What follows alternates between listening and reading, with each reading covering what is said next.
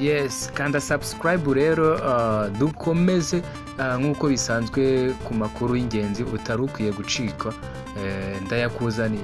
Uwari umukazana wa Donald Trump ari mu munyenga w'urukundo na Tiger Woods.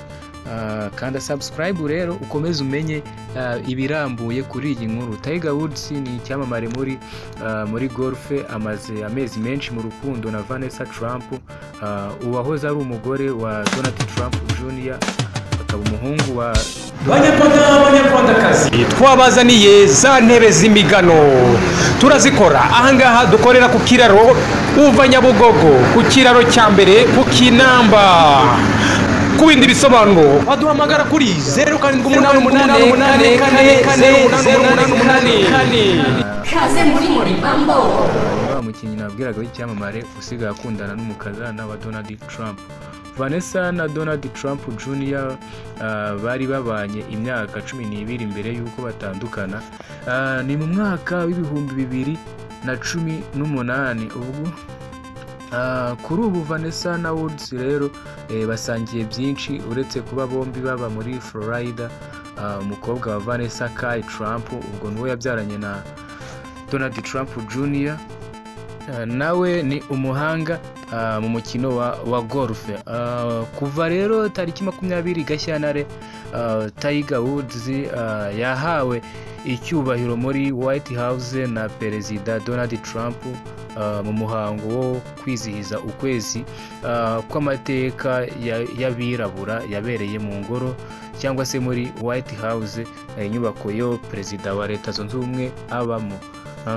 Iyi nkuru rero y'urukundo rwe na Vanessa Trump ije nyuma y'iminsi 2 Woods atangaje ko yavunitse, bikamusaba ko kubagwa muri uyu mwaka rero wa 2025. Woods yagize ibihe bikomeye cyane, nk'uko kuwa kane Gashyantare yapfushije nyina umubyara witwa Courtida Woods, wari ufite rero imyaka 81 y'amavuko. Mu butumwa rero yujuje cyangwa se yanyujije ku mbuga ze nkoranyambaga, Woods yavuze ko nyina yari umuntu w'ingenzi cyane mu buzima bwiwe, akanashimira abantu bose bamubaye hafi, bamugaragarije urukundo muri ibi bihe bikomeye yanyuragamo ubwo yaburaga umubyeyi we ndetse no kuvunika kwiwe. Urumva ko ari ibihe bitari byoroheye uyu Woods. Vanessa Trump mbere yo gushyingirwa na Donald Trump Jr yari yararangiranye yari yaragiranye umubano ukomeye cyane, kandi umubano n'ibyamamare nka Leonardo DiCaprio, muzi cyane nk'uwakinnye muri filime ya Titanic ari Jacques. Ubwo uriya musore mubona yari yarakundanye n'uyu Vanessa Trump, umugore w'umuhungu wa Donald Trump, ndetse n'igikomangoma cyo muri Arabia Saudite, Khalid bin Bandar bin Sultan Al Saudi. Ni nyuma rero yo gutandukana na Vanessa Trump, Donald Trump Jr yisanze mu rukundo nawe n'umukobwa witwa Kimberly Guilfoyle, ariko nyuma baza gutandukana.